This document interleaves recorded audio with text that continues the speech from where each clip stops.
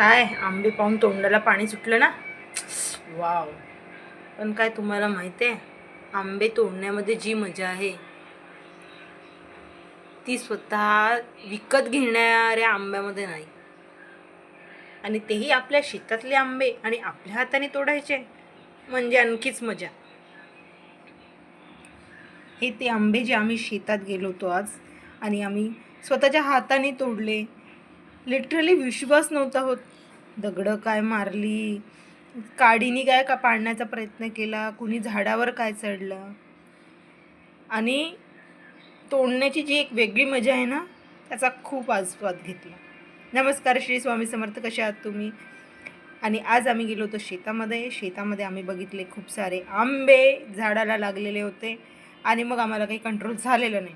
आणि मग विचार केला की आज आंबे तोडायचे.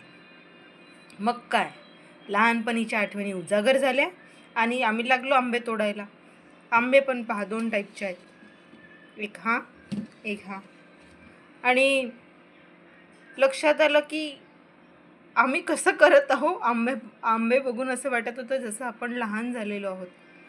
आणि म्हणतात ना, लहानपण देगा देवा मुंगी साखरेचा रवा, ते जाणवलं. लिटरली विसरून गेलो होतो की आम्ही मोठे आहोत. आम्ही अशा पद्धतीने वागून तर लोक काय म्हणतील, पण नाही, आम्ही झाडावर काय चढलो, आंबे तोडायला काय घेतले आणि भरपूर आंबे तोडले. बघा, यांना खूप लोक कैऱ्या पण म्हणतात, पण आम्ही यांना कैऱ्या नाही म्हणत. कैऱ्या आम्ही जेव्हा याचे काप करतो तेव्हा यांना कैऱ्या म्हणतो. हे 2 टाईमचे आंबे आहेत. एक कलम केलेला आंबा आहे हा, म्हणजे 2 स्पीसीज, 2 व्हरायटी ज्या म्हणतात ना, त्यांना मिक्स करून हा तयार करण्यात आला होता. तर याची चव अगदी खोबऱ्यासारखी, नारळासारखी आहे. आंबट नाही, काही नाही. आणि हा जो दुसऱ्या टाईपची व्हरायटी आहे, याला आम्ही लड्डू आंब म्हणतो, पण हा मिरे आंबा आहे. आणि हा अजून मोठा झालेला नाही आहे. हा याचा डबल ट्रिपल होतो, छान एवढा मोठा होतो.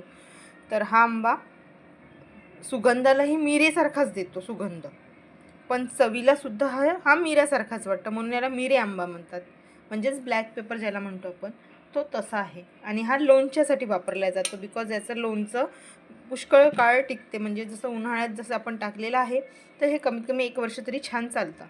याचं लोणचं टिकत नाही. हे बस खाण्यासाठी आहे की तुम्ही यूज आणि थ्रो म्हणता ना, ज्या प्रकारे आपण, तशा पद्धतीने तात्पुरतं टाका आणि संपवून घ्या, अशा पद्धतीने.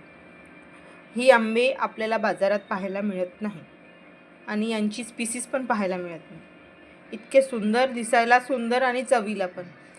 काय तुम्हाला आठवतं, तुम्ही कधी असे कुठल्या जागी गाडी थांबवून आंब्याचं झाड दिसलं आहे आणि त्यांना तुम्ही दगडं मारले आहेत, किंवा तसे झाडाला वर चढून तुम्ही आंबे तोडले आहे?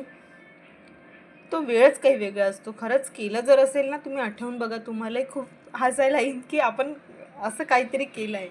मग ते आंबे हाताने काय तोडायचे, त्यांना हातानेच काय फोडायचं, मीठ टाकायचं, तिखट टाकायचं आणि तसंच खायचं. आणि त्यावेळेस माहिती आहे, नाही ते दाताला त्रास द्यायचे, नाही ते आंबट वाटायचे. बिलकुल लिटरली असंच खाऊन जायचं. म्हणजे इतकं ते लहानपण असते की आपल्याला खरंच काहीच वाटत नाही. आणि आता तुम्ही हे आंबट आंबे एवढे सहजपणे खाऊ शकत नाही. पण आंबे म्हटल्यावर तोंडाला पाणी तर सुटते. म्हणूनच तर म्हणतात ना, आंब्याला फळांचा राजा. असंच का त्याला फळांचा राजा म्हटलेला आहे? कसं वाटलं तुम्हाला आंबे पाहून, नक्की सांगा. आणि या आंब्याच्या रेसिपी मी तुमच्यासोबत नक्की लवकरच शेअर करणार आहे. भेटूया नेक्स्ट व्हिडिओमध्ये. Till then, bye.